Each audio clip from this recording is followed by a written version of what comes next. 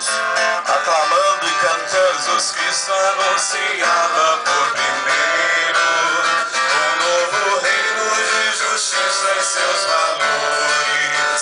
Vós não podeis servir a Deus e ao dinheiro, e muito menos agradar a dois senhores.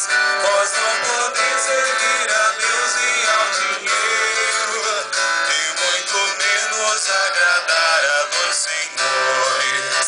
Não é a riqueza nem o lucro sem medida que geram paz e laços de fraternidade, mas todo gesto de partilha em nossa vida que faz a fé se transformar em caridade. Todos nós com os ramos, aclamando. Jesus Cristo anunciava